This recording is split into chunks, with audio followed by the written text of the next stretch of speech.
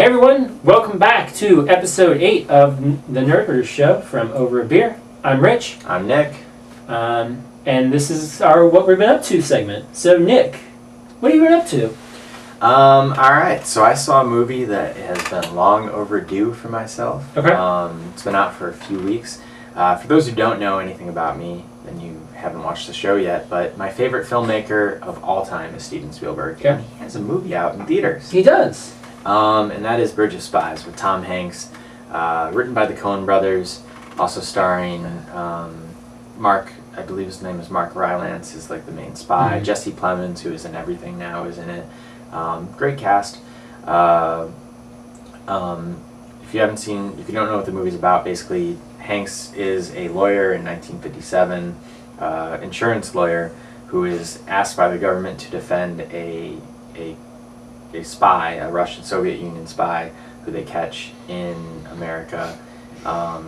Defend him because nobody else wants to, basically. He has to defend the guy, and then basically what happens, that's like just the start of the movie. Okay. Like basically really the plot of the movie is Hanks then has to go over to East Berlin to arrange an exchange of an American prisoner of war for this guy. Okay. And they arranged that with the East Berlin and the Soviet Union and stuff. So this kind of continues Spielberg's recent trend. Actually, surprisingly, he hasn't made a movie in like 3+ years since Lincoln. It's been a long time since Lincoln, actually. One of the longest gaps he's ever taken in his career. Only shorter than from when he did Schindler's List in '93 to Amistad in '97. That was a longer gap. But kind of his recent trend of doing way more adult movies, Mm-hmm. you know, Munich and Lincoln and War Horse. I mean, he had Tintin in there, but Yeah. but definitely a lot of more adult-driven fare, less blockbustery. Mm-hmm. Definitely continues that. His fourth collaboration with Hanks. Yep. My initial thoughts of this movie was that was a damn fine story told Okay. damn fine. Okay. It's really good. I mean, it is just that. It's a very well made movie. It feels like a throwback, definitely, to, you know, in some ways, like, I keep thinking that Spielberg really is like a modern day John Ford. Okay. Like John Ford, or Frank Capra even. You know, these guys made these massively popular films of a way different scale. Mm-hmm. When they're, you know, with the Westerns, when the Western was huge. And then kind of moved more into this like lawyer-based type of filmmaking. And Sure. that really is this. It's a lot of like Tom Hanks is a lawyer doing that stuff, and Lincoln was all about that Mm-hmm. type of stuff, right? It's a smaller film. You can definitely feel the Coen brothers in some of the dialogue. Right. There's definitely some scenes where you can feel their sort of like dry wit into Mm-hmm. it, like that type of feel. One interesting thing about the movie was the whole movie. I'm listening to the score and I'm going like, this doesn't sound anything like John Williams. This is John Williams like doing Thomas Newman. I kept thinking Thomas Newman, who does a lot of the Sam Mendes movies. Okay. He did the score to also like Finding Nemo. People would know that. And I'm just thinking like Thomas Newman. I'm ready to like text my friend who's a fellow like huge Spielberg movie at the end, like nice impersonation of Thomas Newman and John Williams. And then I'm in the credits and score by Thomas Newman. This is the first Steven Spielberg movie that John Williams has not done since 1985 with Color Purple. And before Color Purple, he had done every other Spielberg movie since Jaws. Since Sugarland. Every Okay. theatrical movie besides Color Purple. Was there a reason he didn't? Do you I'm remember assuming Star reading Wars. He's really That's old, true. and I think he might have been just too busy with Star Wars. I didn't know that he didn't do it. Gotcha. And I'm surprised that more of a bigger deal wasn't made about it, because it is such a collaboration. Mm-hmm. I mean, it's a huge collaboration in the history of cinema, and I feel like there was no stories. I'm really I surprised. feel like I remember seeing something about it, but There might have been news, like part of it sort of, like as soon as I realized it was Thomas Newman in the credits at the end, like something sparked in my head, like maybe I had heard that this was happening, but like that there was no like thought pieces about Gotcha. that written in like AV Club or Film School Rejects or anything like that. over the past week. Very surprised. It's just, as somebody, like, I've watched his entire filmography through from start to finish, like 3 times in my life. I've seen so many of his movies. It was just such a weird thing not to have John Williams doing it. And the only reason he didn't do Color Purple is because Spielberg wanted as many African American members of the crew as possible, so Quincy Jones did that movie. But the movie's great. Cool. I want to see it. It's kind of just on the wayside so far. I would, for people, if you don't know what Letterboxd is, if you do know what Letterboxd is, you can follow me on Letterboxd at Stonks, as well as my Twitter handle. I have on there, one of the things I have is my ranking of Spielberg's films, and I slotted this movie in somewhere in, I think it was like the 14 range. So okay. It's kind of middle of his filmography, but it's strong. It's worth checking out. Yeah. Cool. So that's what I've been up to. What about you? Little game came out. I don't know if you've heard of it. I don't know if you guys have heard of it, called Fallout 4. Right. I've been playing that. You know, it's funny. I had no idea what you were going to say. I don't know why I didn't think of that. That's kind of the big thing. I've done a couple of. I finally saw The Martian, Right. which I liked. Wasn't blown away by it, but it's fun. It's good. I don't know if it'll do anything award-wise, but Matt Damon's a lot of fun in it. I feel like they could have kind of pushed his mental state a little bit more in the film. But other than that, I enjoyed it. But again, the big thing is Fallout 4. I've put about 13 hours into it so far. At the time we're recording this, it's only been out 2 days, kind of. I like it. Okay. I'm not 100% in love with it yet. Okay. It's right now it's a game where I'm looking forward to going back and playing it, like probably after we're done recording this, but I'm not sitting here just like, we gotta get through this, we gotta record, we gotta finish this because I want to get back. Like, I'm not just like jonesing to play it like a drug addict. Like, right. I'm looking forward to it. I understand. I felt that itch with games. I know what you're talking about. It's fun. It's for as much as people kind of giving it crap as it's built up. How it didn't look that great. I think it looks really good. There's definitely some buggy issues and stuff in there. I haven't noticed or come across any game-breaking bugs, thankfully. I know some of you might have seen that article that came out right about its release, that 9 hours in I got stuck in an elevator and had like delete my save. But apparently if you haven't keeping up with that, he needed to do the patch for Fallout 4 as well as update his PS4. And that solved it. So that kind of thing shouldn't happen again. But I haven't stumbled across anything game-breaking, even any real quirks, really. But there's definitely some like weird glitches that like something will die and it'll just be stuck up in the air like this and things like that. Yeah.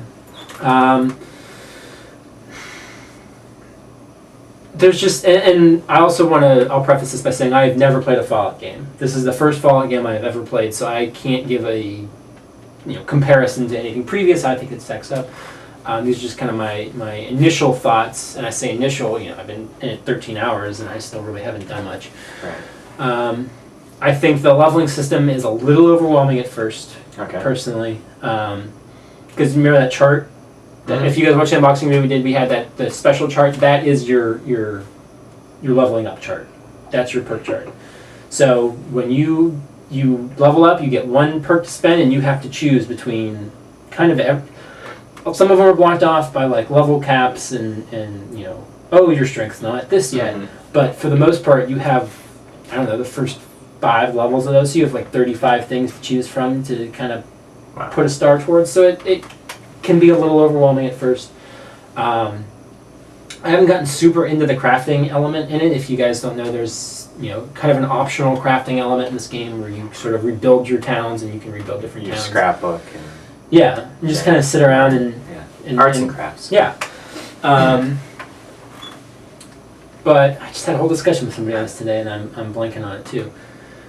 Now, are you going to play this game? Are you thinking of playing this game? Where are you kind of falling on this? Where am I falling on Fallout? Yeah. Here's the thing. I played Fallout 3. Okay. Never played New Vegas. My thing with... First of all, I have made a statement in my life that I need to stop buying video games before I've finished video games Sure. that I already have. Because I mean, both of us have like a stack of video games because we just buy everything. It's like, this is coming, I gotta play this is coming, I gotta play this. You know, you're playing through something, and then something else will come out, and you'll be super excited about it, you get it, and then you play it, and then like 2 weeks later, something else comes out. And I'm tired of doing that. And the thing with Fallout, I already have a bunch of games to play. Fallout is a massively long game. Oh my god. Like, it's I mean, it's supposed to be how long? There was an article that I was reading, looking at this in the class that I did before. One of the producers or something on it was like, yeah, I'm about 400 hours into it, and I still haven't seen everything. Like, don't have time for that. That's amazingly impressive. Will there be a time when I have time for that? Sure. Yeah. But for me, it'll be when it's $20 when the Game of the Year edition is $20. We did the unboxing, and that thing is awesome. Yeah. Right. Like, that would have been worth initially getting, probably. But for me, I didn't get that. And so I'm not going to run out to GameStop or go on Amazon and pay $60 for a game that I probably won't even have time to play until it is like $20. Well, so what's the point? I have to say I'm glad, you know, I one of the games I did this with was Witcher 3.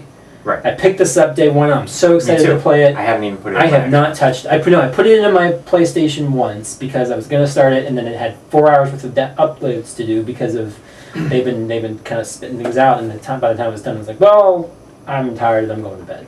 So I never actually played it. And I'm glad I didn't, because I think if I played it, I would be too burnt out on open world games for Fallout 4. Because, I mean, we've had a lot this year. It seems to be the new kind of in thing. Witcher 3, Mad Max. Mad Max was a big one I put a lot of time into. Even Bloodborne isn't super open. I mean, it's definitely open world. I mean, you can spend hours and hours. As long as you don't die, you can just keep going. Metal Gear just came out.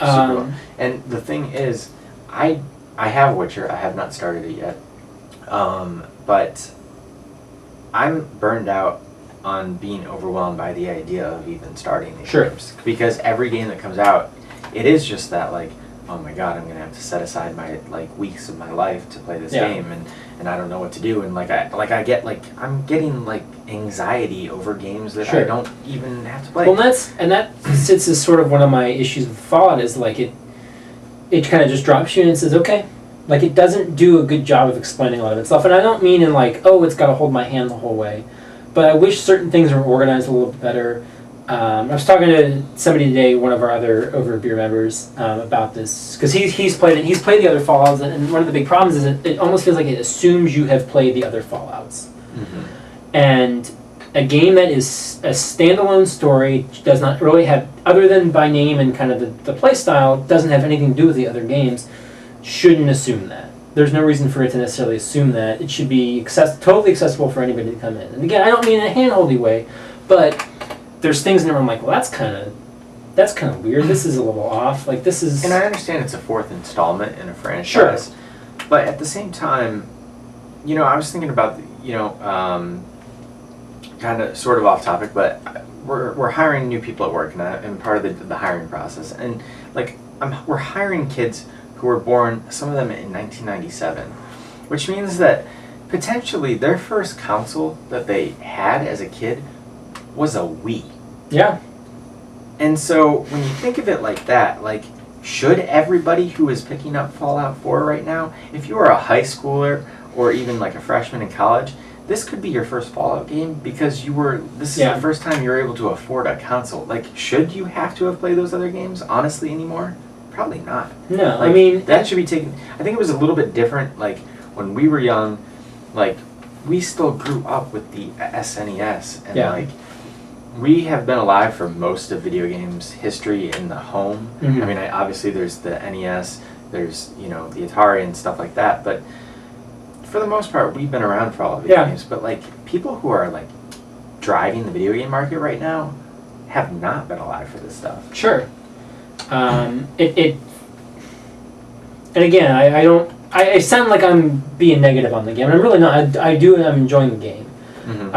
But the overwhelming thing definitely plays a part in there. I'm getting missions from all these different people, and you go and you look at your mission, your quest list, and it's just here's 8 quests you're in the middle of. I'm like, well, is this from this faction? Is this from this faction? I don't know. I don't think this is really a spoiler. There's different factions in the game that you can be a part of. But none of them so far really seem to matter. I have stumbled across 2 of them. I have joined them both. It does not matter. It does not affect.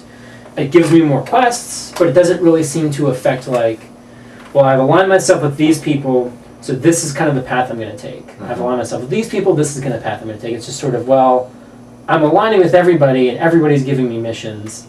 And then you look at your quest log, and it's like, here's 8 things I'm in the middle of. Now, wait a second. Is this one? Okay, yeah, that was a quest from these guys. And that was, this one's a side. Like, I wish some of it was structured a little bit, just more organized, so I could kind of go like, well, I kind of want to see where this story is going to take me. So let me play a little bit of this, and then I'll jump back to this one, or, Yeah, absolutely. that kind of thing. That makes But, a lot of sense. I've listened to a couple different, podcasts and stuff that have talked about Fallout and sort of where it goes, and I think kind of the best thing I've heard so far is it feels like it's a jack of all trades but master of none. Like it's very good in a lot of ways, but so far I haven't had those moments where I'm like, I am going to play this game until 5 o'clock in the morning, I'm going to go to work, and I'm going to come home and play it again from 5 p.m. to 5 a.m. again. Like You're not there.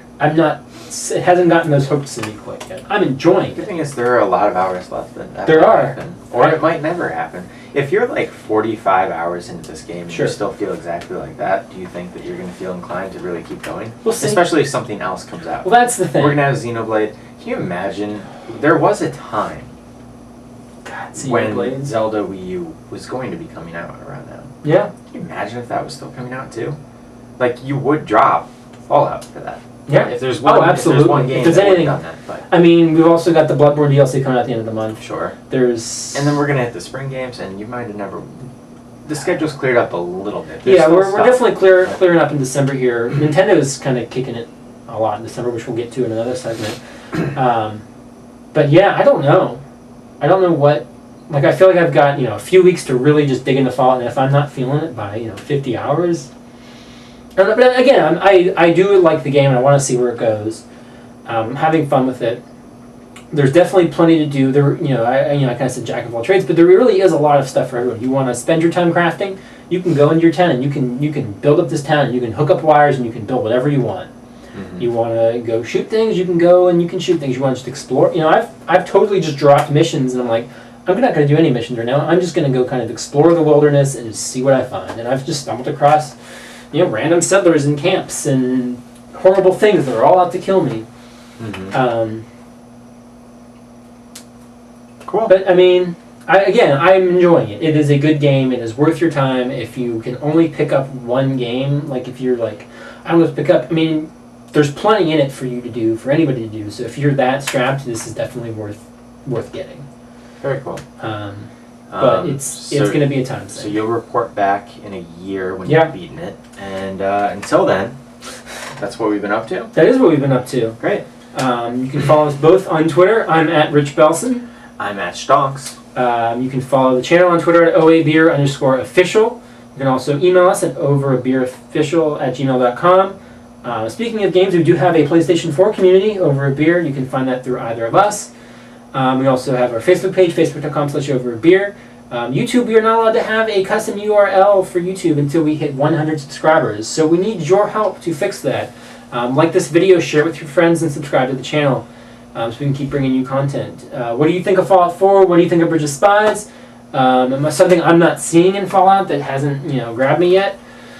Let us know if there's something else we should be playing or should be watching too. Mm-hmm. Yeah, absolutely. I think that's going to wrap it up then. We'll see you guys next time.